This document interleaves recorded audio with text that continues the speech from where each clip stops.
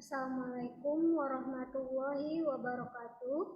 Selamat siang kepada Ibu dosen pengampu mata kuliah Dasar-Dasar Ilmu Pendidikan, yaitu Ibu Profesor Dr. Rahimawati MPD dan Ibu Dr. Randa Eldarni MPD. Pertama-tama marilah kita panjatkan puji dan syukur atas kehadiran Allah Subhanahu wa Ta'ala, karena telah memberi kita rahmat, nikmat seperti yang kita rasakan pada saat sekarang ini. Baik, perkenalkan nama saya Cindy Dewi Safitri dengan NIM 22002234. Di sini saya akan mempresentasikan materi perkuliahan yaitu mengenai konsep-konsep pemikiran pendidikan klasik dan modern serta implikasinya. Baik, langsung saja kepada materi yang pertama, yaitu teori pendidikan klasik. Teori pendidikan klasik didasarkan pada filsafat klasik yang memandang pendidikan sebagai upaya untuk menjaga, melestarikan warisan budaya. Teori pendidikan ini lebih menekankan peran isi pendidikan daripada proses. Teori-teori yang terlibat dalam ilmu pendidikan telah berkembang melalui 4 aliran yang berbeda, yaitu sebagai berikut. Yang pertama, aliran empirisme. Kedua, aliran nativisme. Ketiga, aliran naturalisme. Dan yang keempat, aliran konvergensi. Baik, yang pertama yaitu aliran empirisme. Aliran empirisme ini menekankan rangsangan eksternal perkembangan manusia dan berangkat dari tradisi Rocky bahwa perkembangan anak bergantung pada lingkungan tetapi bukan bawaan. Yang kedua, aliran nativisme. Aliran nativisme berujuk dari tradisi Leibnizian yang menekankan pada kemampuan anak untuk mengurangi pengaruh faktor lingkungan, termasuk faktor pendidikan terhadap perkembangan anak. Hasil perkembangan ini ditentukan oleh kualitas yang diperoleh sejak lahir. Faktor-faktor yang mempengaruhi perkembangan manusia yaitu adalah sebagai berikut. Yang pertama, faktor genetik. Faktor genetik adalah faktor dari orang tua yang memfasilitasi adanya bakat pada manusia. Misalnya jika seorang orang tua anak adalah seorang penyanyi, maka anak tersebut akan memiliki presentasi bakat menyanyi bawaan yang tinggi. Kemudian yang kedua, faktor kemampuan anak. Unsur kemampuan anak adalah unsur yang memungkinkan anak memahami potensi yang ada dalam dirinya. Unsur ini lebih nyata karena memungkinkan anak membuka potensi yang ada dalam dirinya. Salah satu contohnya adalah kegiatan ekstrakurikuler di sekolah. Hal ini mendorong setiap anak untuk mengembangkan potensinya sesuai dengan bakat dan minatnya. Kemudian yang ketiga, faktor pertumbuhan anak. Faktor tumbuh kembang anak adalah faktor yang mendorong anak untuk mengenali bakat dan minatnya sendiri untuk pertumbuhan dan perkembangan yang wajar, sehingga anak tumbuh secara normal, energik, aktif, dan disiplin, peka terhadap kemampuan, dan sebaliknya. Kemudian yang ketiga, aliran naturalisme. Naturalisme adalah teori yang mengakui alam dalam kurung natur sebagai realitas holistik. Dalam filsafat, kata alam digunakan dalam berbagai cara dari dunia fisik yang terlihat oleh manusia hingga seluruh fenomena ruang dan waktu.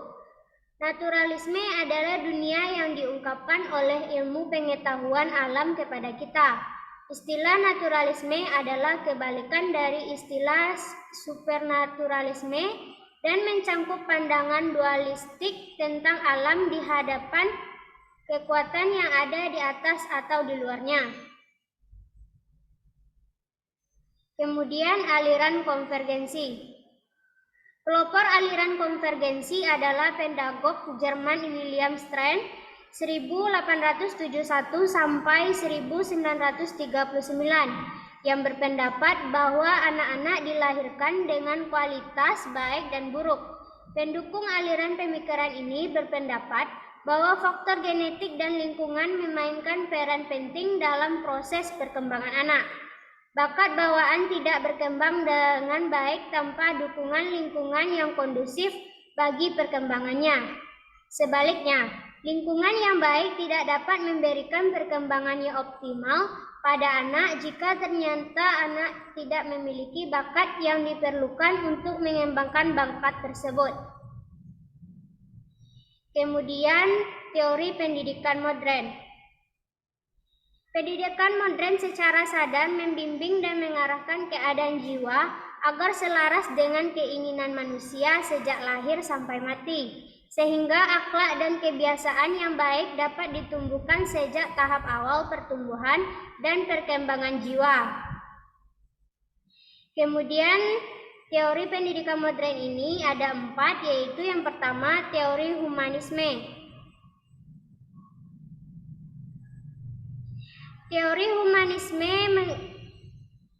Teori humanisme adalah teori yang pertama. Pendidikan humanistik memandang manusia sebagai titik awal dan titik akhir. Kemudian teori behaviorisme. Belajar adalah perubahan tingkah laku yang dihasilkan dari interaksi rangsangan dan tanggapan. Kemudian yang ketiga, teori kognitivisme. Ciri-ciri kognitivisme lebih berkaitan dengan proses belajar daripada hasil belajar. Belajar tidak hanya melibatkan hubungan stimulus-respon, tetapi juga proses berpikir dan sangat kompleks. Teori ini menjelaskan bagaimana siswa memproses rangsangan dan bagaimana mereka sampai pada tanggapan tertentu.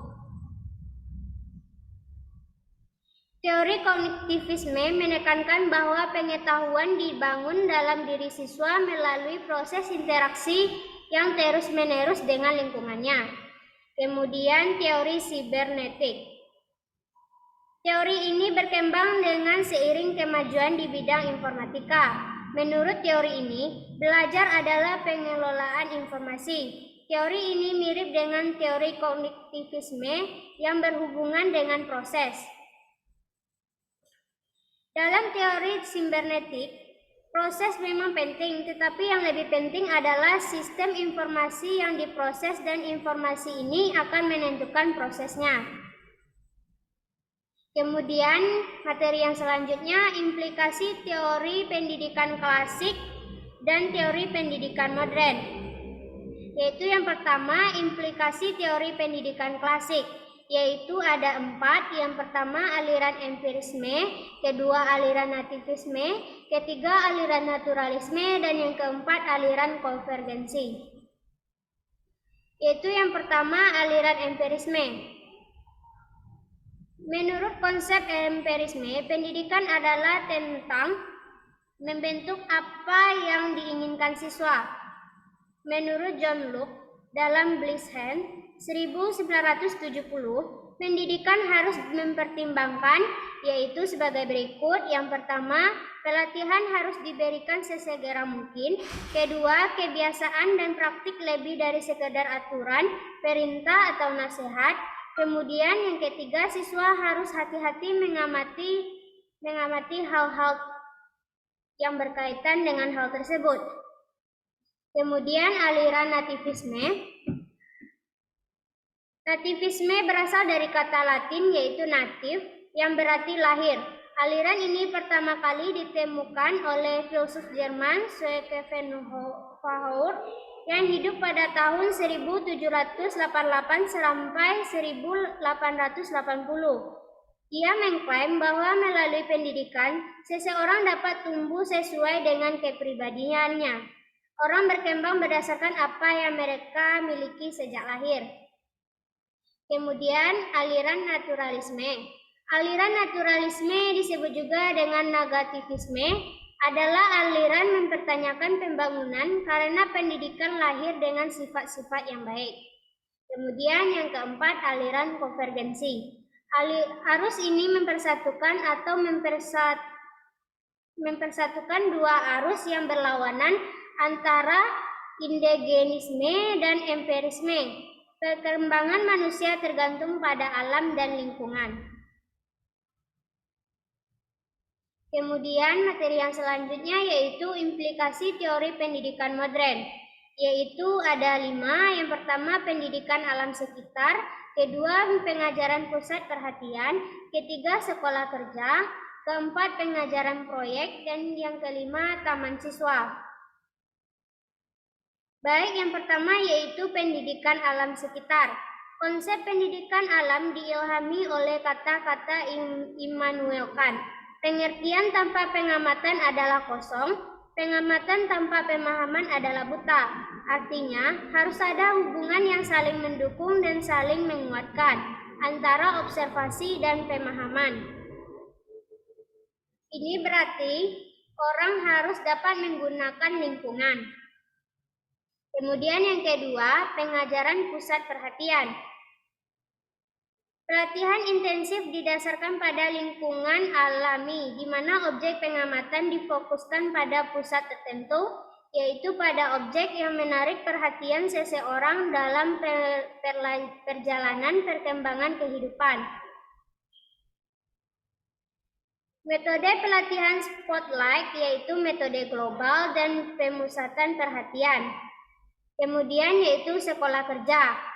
Work School merupakan konsep pendidikan yang merupakan puncak dari sajian yang menekankan pendidikan keterampilan. Tujuan dari sekolah kerja ini adalah untuk menambah pengetahuan anak, yaitu dari buku-buku, dari pengalaman orang lain, atau dari diri sendiri. Kemudian yang keempat, pengajaran proyek. Pembelajaran berbasis proyek ini adalah suatu bentuk pembelajaran di mana guru menyajikan materi pembelajaran agar siswa secara aktif mengeksplorasi masalah dan mencari solusi atas suatu proyek yang disajikan oleh guru. Langkah-langkah kunci dalam pembelajaran berbasis proyek tersebut yaitu 1. Persiapan, kedua aktivitas belajar, ketiga ranting. Kemudian yang kelima, taman siswa.